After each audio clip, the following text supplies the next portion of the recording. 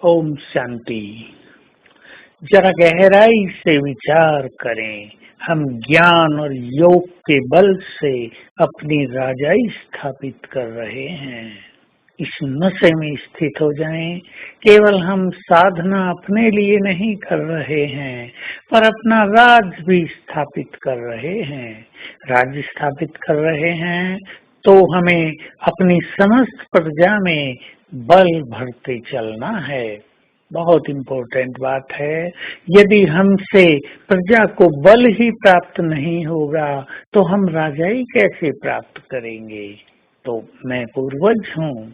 इस स्मृति से और योग युक्त रहकर हमें चारों ओर वाइब्रेशंस देकर अपनी अनेक आत्माओं में जो हमारे राज में रहेंगी उनमें पवित्रता का बल भी भरना है, उन्हें मदद भी करनी है। राजा का काम है अपनी प्रजा को मदद करना। वैसे ही हमारा भी यही मुख्य काम है कि हम अपनी प्रजा को पूर्णतया मदद करते चलें। तो जरा इस नशे में स्थित हो जाएं। हम अपना राज स्थापित कर रहे हैं। तन मन धन से श्रीमत पर चलकर ज्ञान और योग के बल से।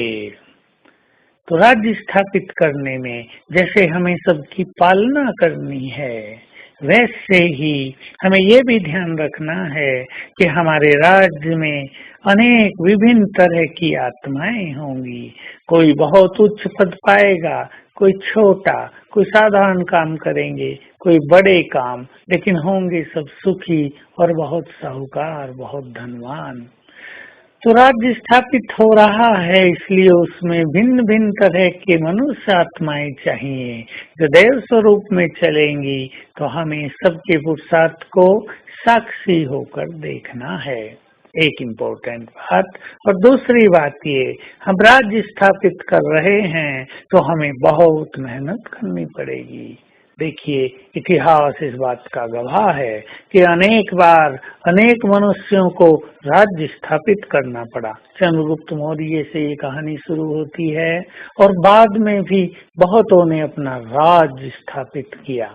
तो कितना मेहनत की, कितना सहन करना पड़ा, कितनी बातें सुननी पड़ी, कितना आशाओं और निराशाओं का दौर चलता रहा, लेकिन वो हिम्मत नहीं हारे और अपना राज्य स्थापित कर दिया। अभी अभी महात्मा गांधी के नेतृत्व में अपना राज्य स्थापित करने में कितनी मेहनत करनी पड़ी, कितने साल लगे, कितना सहन करना पड़ा, हम ये सब अच्छी तरह जानते हैं।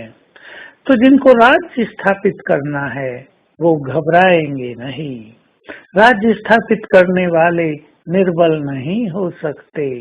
राज्य स्थापना में हमें माया से युद्ध करके उसको परास्त करना है ताकि वो हमारी अधीनता स्वीकार कर ले।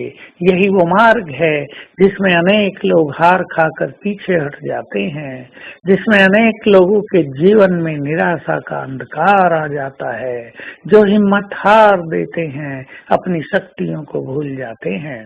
लेकिन हमें याद रखना है कि इस युद्ध के मैदान में हमारा साथी और हमारा परम सद्गुरु स्वयं सर्वशक्तिवान है। उसकी छत्र छाया होते हुए, उसका साथ होते हुए, उसके द्वारा दिए गए अस्त्र शस्त्र होते हुए हम माया को अवश्य जीत लेंगे।